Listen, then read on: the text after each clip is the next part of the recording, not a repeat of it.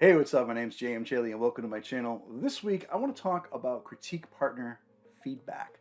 I've just gone through a round of critique partner feedback and engagement on my sequel to The Unlife of Lisa Cooper.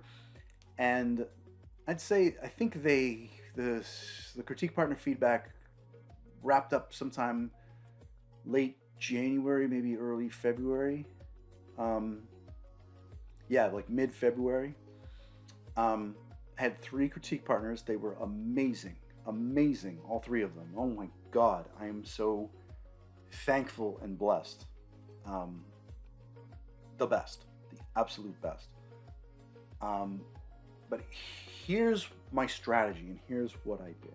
Here's how I handle it, and I think this is helpful for anyone that receives critique partner feedback or beta reader feedback, but let me concentrate on the critique partner bits. Now, critique partners you can bring in at any point during your writing process, your manuscript, right? You could have one chapter done and bring in critique partners. It doesn't matter, right? For this particular endeavor, I had my entire manuscript complete. The first draft was done, and I had gone through a round of edits on my own.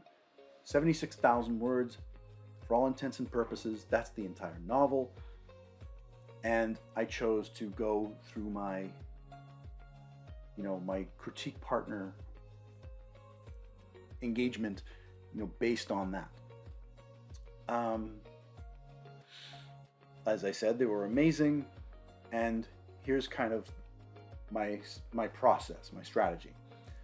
So as I get feedback, and by the way, this is done in Google Docs, so there's comments in the margins, right? That's how I get the feedback, which I think is pretty standard. That's what most people are doing. But just to be clear. Now, occasionally they'll find like a grammatical problem or a spelling error. Those are pretty obvious. If I see those, then I correct them on the fly. But sometimes there'll be a note. I think you should do this, or here's a suggestion. Now, I don't immediately go in and make those changes as I am scrolling through the feedback that I get as it appears, even if I agree with it. Now, here's why. Because I want to take the time to think it over. Because now, 90% of the time, I'm making the change. Don't get me wrong. Every now and then I come across something where I'm like, yeah, I'm going to change that. And then I think about it for a few days and I'm like, I know where my head was at. I'm not going to make the change, but maybe I need to be a little more clear here or something like that, right? So that's why I like to take a little bit of time. So I don't go too long.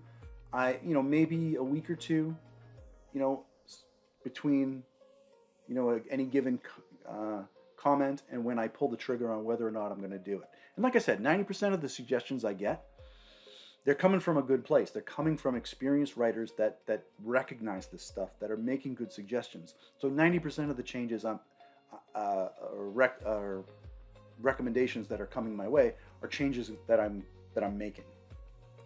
So the only exception are sort of the ones where I don't know.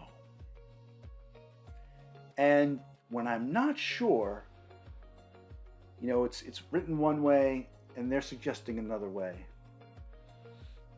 And there's a couple of things I'll do when I run across something like that. If I'm still waiting on another critique partner, I may specifically call it out and in the comments, in the margins, and say, what does everybody else think? Right? And sometimes a critique partner will say, yeah, I agree with so-and-so. Or, no, I think it's fine, leave it the way it is, right? And that gives me a little bit more direction. The other thing I'll do is, if I'm really not sure, and it's right on the fence where it could go either way, I hold on to it and I make it a question for beta readers. And I'll say something like, one of my critique partners thought that this scene needed to be changed in this way. Do you think that it stuck the way it is, or do you think this change would be a good change to make? Was it confusing at all? Did you think this, or whatever pertains to the suggestions that are being made? I'll put into one of my questions for betas, and now I have, hopefully several beta readers weighing in on this particular item, that they can kind of help me and guide me to see how something's landing, if I need to go back and change it after all, or if I should leave it the way it is. So those are kind of my tips. That's my approach to it. I don't make any knee-jerk quick reactions to edits, unless they're screaming obvious, like a grammar problem or a spelling error, or you used the wrong name here. Didn't you mean that guy? Like something like truly obvious. It's truly obviously wrong. But if it's a suggestion that is being made, then I usually give it a week or two to think it over. And if I'm still not sure, I ask other readers to help me. And I have no shame. It's been working pretty good so far. All right, so that's my critique partner strategy when I get critique partner feedback. They're so helpful. And if any of you are watching this video, know that I appreciate you very much. And thank you. So that about wraps it up. Yep, my critique partner feedback. If you like this video, please smush that like button. And as always, please subscribe. I'm trying to post more often. I post on Thursdays. And if you want to follow me, I'm really excellent about engaging with folks who follow me and comment and want to talk about fiction or anything. Sometimes I post cool pictures of birds or cats or cool monkeys. You never know what you're going to get. But if you follow me, we'll definitely have a good time. You can also keep up with me on jmchaley.com.